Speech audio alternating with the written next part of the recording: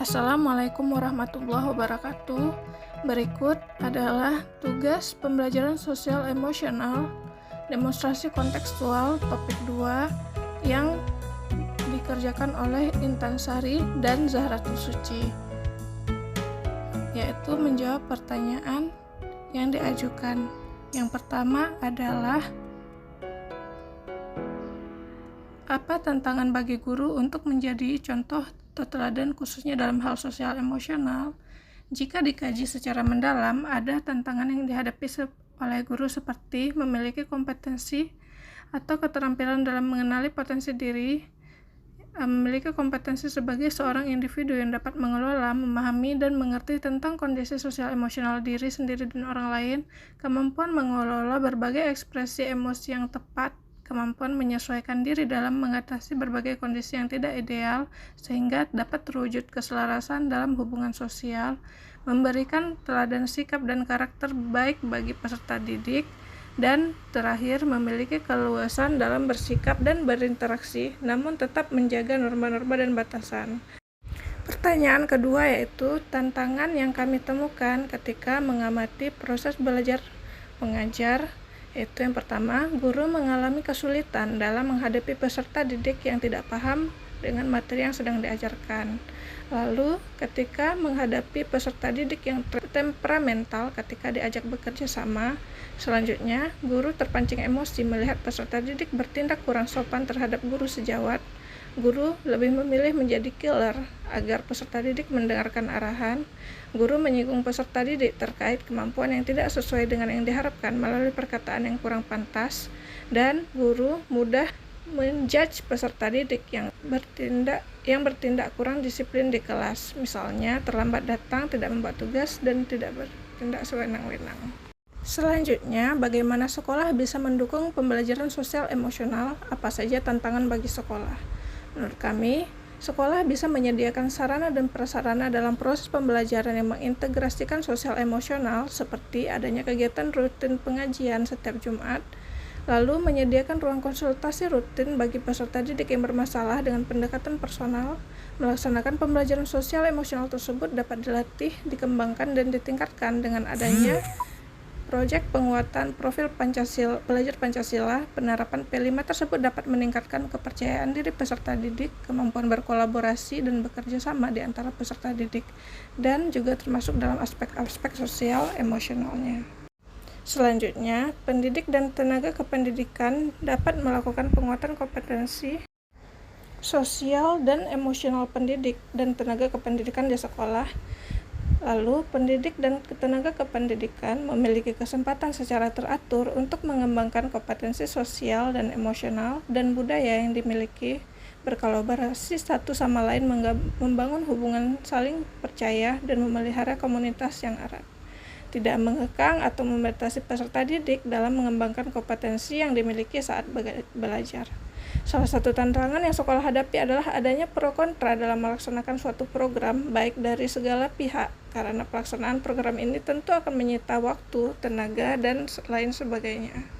Selanjutnya, adakah karakteristik peserta didik yang dapat mempengaruhi penerapan pembelajaran sosial emosional? Lalu jelaskan bagaimana menghadapi kendala tersebut. Tentu saja ada, karena peserta didik dalam satu kelas berasal dari latar belakang yang beragam, sehingga kondisi sosial emosional yang dimiliki masing-masing peserta didik juga akan beragam. Karena itu, guru harus mengintegrasikan PSE dalam aktivitas pembelajaran guna mengenali karakteristik peserta didik. Peserta didik yang berasal dari keluarga yang memiliki latar belakang ekonomi menengah ke atas pasti memiliki karakter yang berbeda dengan peserta didik yang berasal dari ekonomi menengah yang ke bawah. Karena didikan orang tua yang berprofesi sebagai militer juga akan berbeda dengan orang tua yang berdominan berdagang. Ada 3 cara yang dapat digunakan guru dalam menerapkan PSE, yaitu melakukan asesmen diagnostik non-kognitif, lalu observasi aktivitas peserta didik, dan kemudian melakukan refleksi bersama-sama peserta didik.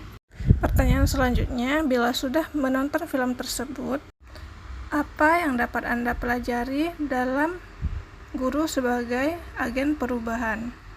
Pertama, kondisi ekonomi keluarga tidak selamanya berpengaruh terhadap kepintaran peserta didik di kelas.